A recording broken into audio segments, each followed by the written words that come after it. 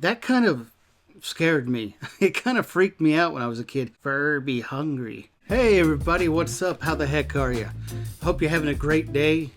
If you're alive, then you're probably having a better week than me. Man, I had a rough week. Kind of depressing. But that's not why we're here. We are here to remember some toys. We're going to check out the most popular toys of the 1990s. I'm looking forward to this because obviously as a kid of the 90s I had a lot of toys. I like toys. I'm still a big kid. I wonder how many of these I remember. I hope I remember a lot of them. I'm trying to make my intros a little less long. I guess shorter. Yeah, that's a good way to put it. Be sure to hit that like button, subscribe for more. Let's see how many of these toys from the 90s we remember. Today we're going to be discussing the most popular toys of the 1990s. All right. The 1990s had some insanely popular toys. We're talking some that had mass hysteria on Black Friday and throughout the Christmas season. The likes of which have not been matched since Cabbage Patch in 1983. I remember that. However, in this video, we will not be discussing all of the toys that were popular in the 1990s. For instance, Teenage Mutant Ninja Turtles came out in 1989. That particular toy is discussed in my 1980s decade video. Let me know. By this decade, let me know down below if y'all want to watch that. I won't remember a lot of those, but it'll be fun. Of the 1990s, there were a lot of toys that were popular that were from previous decades. So if you do not see the toy that you played with, there's a good chance it's in one of my videos from the 1940s to the 1980s, each with its own decade of toys to discuss and show. But in today's video, we'll discuss some of the popular toys of the 1990s. I hope you enjoy this. Sit back, relax, and let's reminisce together. The Super Soaker brought water gun fights to a whole new level. Oh, yeah. It was originally called the Power Drencher and went on sale in 1990. It was rebranded as the Super Soaker in 1991. We had some of those. Once the TV advertisements hit the air, it resulted in millions sold, and the product remained popular for years. Yeah. Imitations came out on the market, but most people still called them Super Soakers, although they definitely were not. The toy was invented by a former Air Force and NASA engineer named Lonnie Johnson.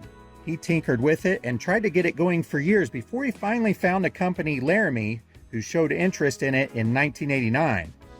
He made some additional improvements and then it was released the following year. Today it is produced by Hasbro under the Nerf brand and has generated more than $1 billion in sales.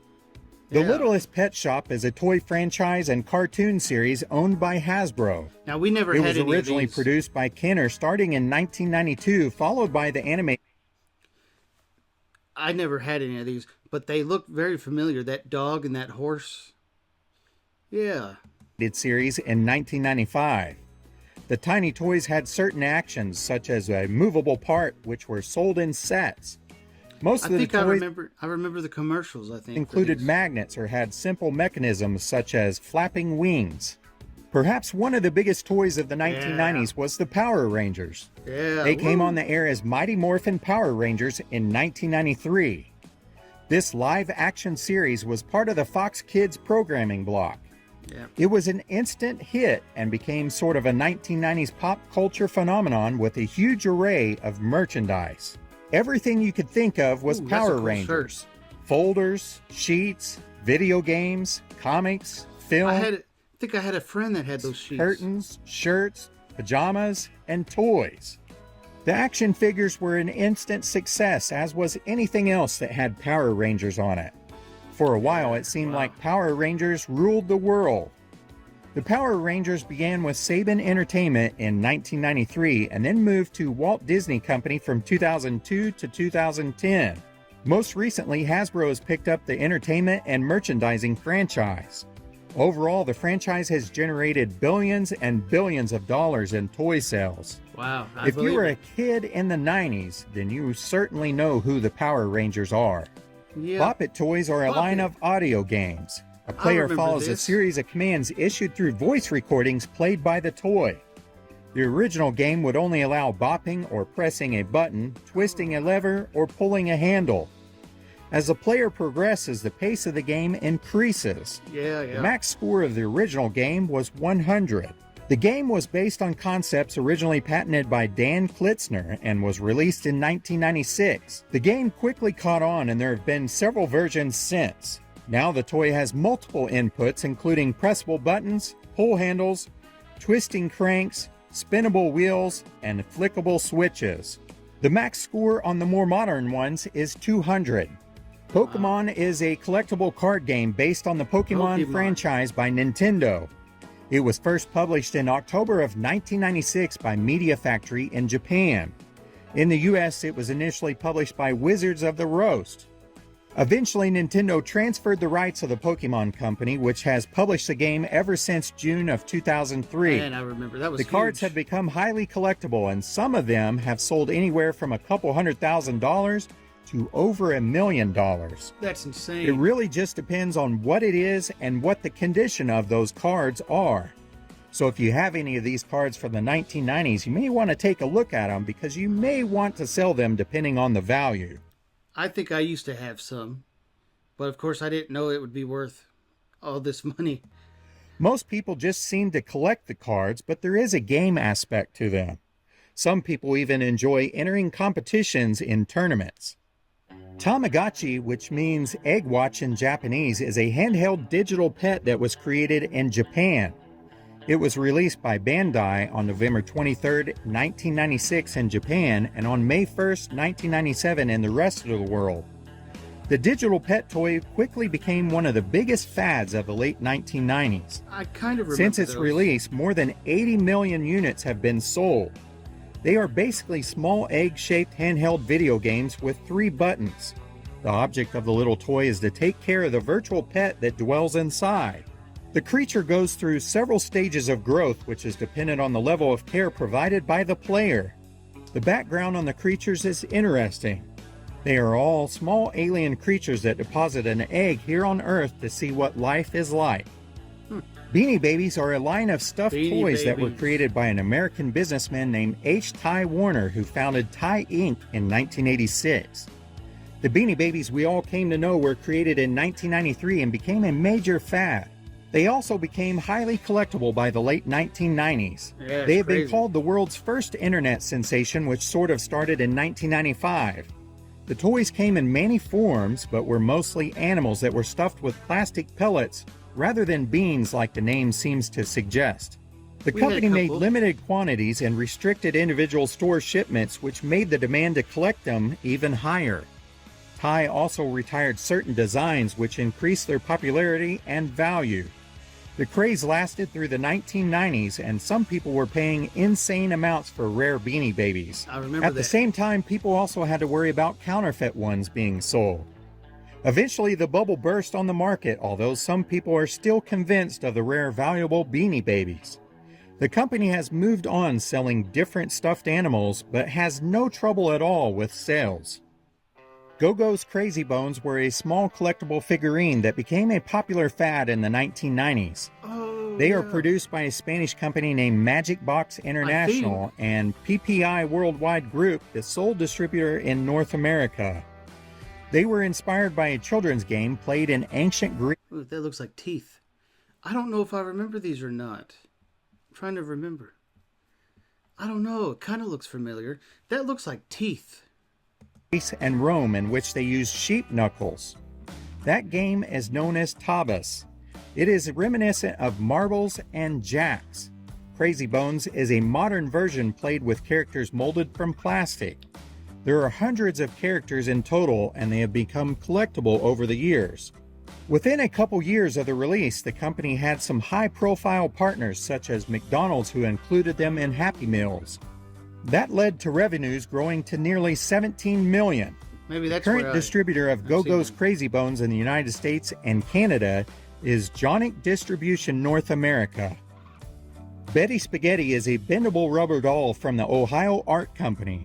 She was portrayed as a fun-loving teen who had 2 best friends, Zoe and Hannah, as well as her younger sister.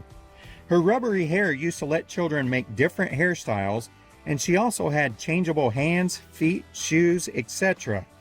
The doll was think I very remember popular that. in its release in 1998 and was discontinued in 2004 due to a weak market and strong competition.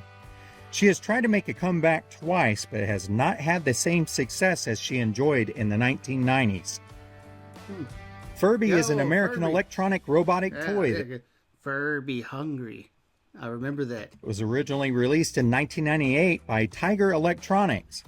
The toy is a creature of its own, much like a gremlin, but it resembles a hamster or owl-like creature with big eyes.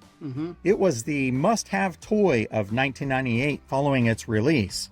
For a while, the toy was hard to get due to its popularity, and in 1998 alone, there were more than 1.8 million sold during the holiday season launch. In 1999, there were more than 14 million sold. Yeah, The we all toy had some its of own those. language named Furbish, but over time it would start to use English words and phrases that it learned from the owners. Furbies sold for $35 upon release, but because of demand, they were Wow. fetching as much as $300 in newspapers as people were trying to make a profit off of them. Wow, The short that's demand crazy. also led to parental arguments and battles in retail stores over any Furbies that were found.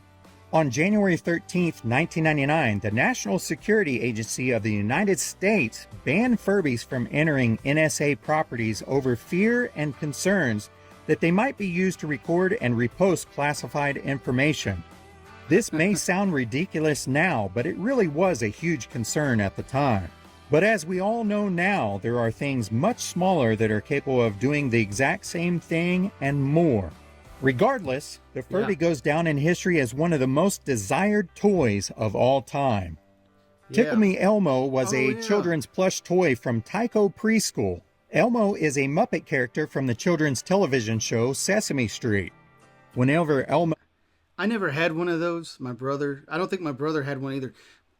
That kind of scared me. It kind of freaked me out when I was a kid. It's still kind of freaky now. I don't know why. It's just like the way he talks, and he's like so small, and he's like, I don't know. It's freaky, man. was squeezed, he would shake, vibrate, and then giggle. The toy was produced in the United States in 1996 and quickly became a fad during the Christmas season of that same year. The toy retailed for $28.99, but scalpers in newspapers and on the internet sold them for up to $1,500 by the end of 1996. Wow. The craze really hit on Black Friday, and it was the toy every parent wanted to get for their young child. The shortage led to parents getting arrested for fighting over the doll. Some parents ran after delivery trucks seeking to get the doll as it entered the stores. There are reports of a doll in Denver fetching $7,100 and a charity raffle in Los Angeles that brought $18,500 for another Tickle Me Elmo. A clerk working at a Walmart in Canada was stampeded by a crowd of 300 people after they spotted him being handed a box of the toys. The clerk suffered a pulled hamstring, injuries to his back, jaw, and knee, broken rib, and a concussion. By the end of December, 1 million Tickle Me Elmos had been sold. Tickle Me Elmo was definitely one of the biggest desired toys of all time, and it is up there with the Cabbage Patch Dolls and Furbies. Pogs was a popular game of the 1990s. Originally, it was a game played in Hawaii during the 1920s or 1930s.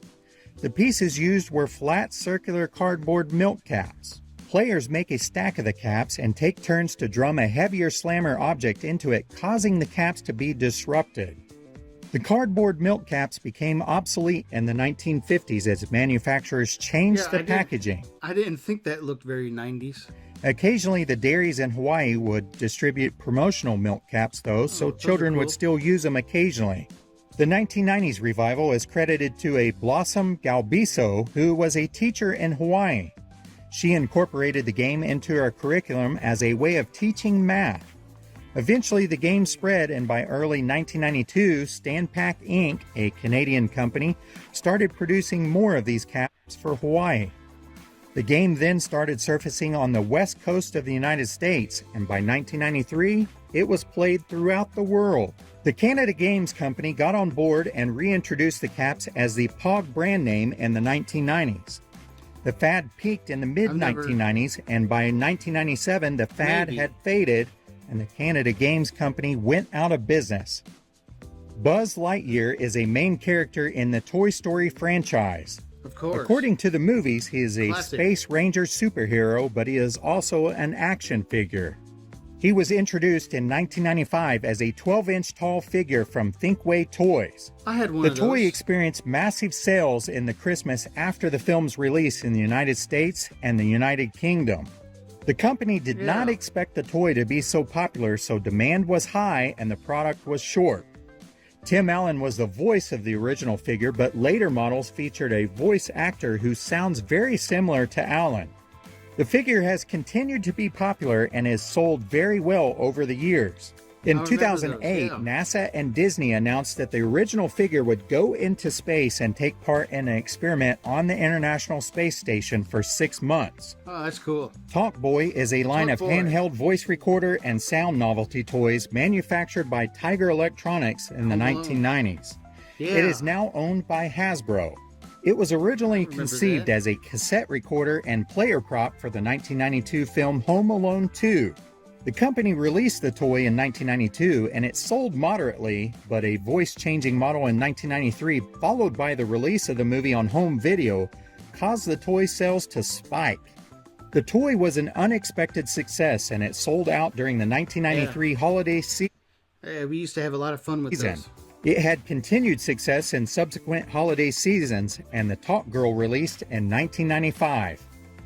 Nintendo was a big hit in the 1980s, and it was followed up by another popular system by the company in 1991 called Super Nintendo or Super NES. Oh, man. Just that image right there brings back so many memories.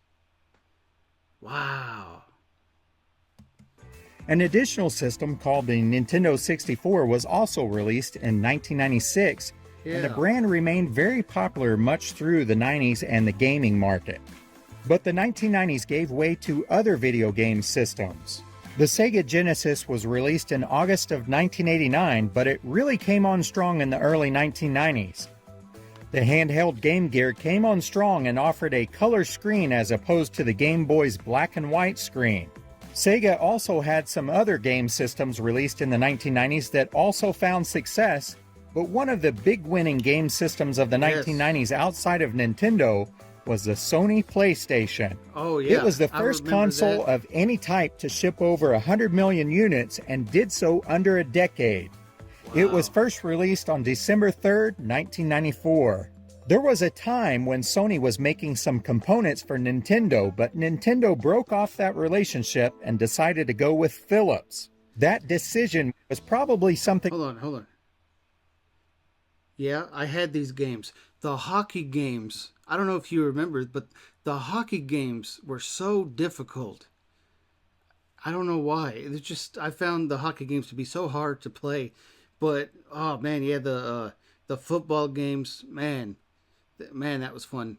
Good times. But I liked the hockey games, but it was just, I don't know, it was just hard to play. They regretted later, but at the time, Sony wasn't even in the gaming industry. But once they did enter the gaming industry, the popularity of the game system really spread because it had a lower price than Sega and Nintendo. The Sony PlayStation is still a popular console today with the subsequent models that have been released. So I hope you enjoyed this little video on the most popular toys of the 1990s. I hope it took you back a little bit to your childhood and helped you remember the great times that used to be of the 1990s. Yeah. Thank you so much for watching, and we'll see you guys next time. Wow, man. Wow, that brings back so many good memories. Well, there you go, some of the most popular toys of the 1990s. I don't know if I have a favorite. I kind of liked all of them, except for the Elmo one. That, I don't know, that kind of freaks me out. I remember the Super Soaker. That was fun. I would spray my uncle. Oh man, he'd get so mad. And my dad. They'd get so mad, but it was worth it. It was worth it. We'd get in trouble, but it was worth it. It was fun. I remember Pokemon being a big deal. At the time, though, it was weird because in my class, they kind of had two groups. You had the group that they thought they were popular, the popular kids. They didn't associate with Pokemon. And then you had like the nerds, right? The nerds. They loved Pokemon. I was probably in the nerdy group, but I never felt like I fit in either one. I like all that stuff, man. I like the cartoons. I like the video games, the Pokemon, the Power Rangers. Oh yeah, Power Rangers. Yeah, that was big. I used to watch that with my cousins, my 2 older cousins. Man, that was fun. I just now thought of that. I just remember that. Well, anyways, thank you for watching. I hope this brought back a lot of good memories for you. Hit that like button, hit that subscribe button, and until next time, God bless.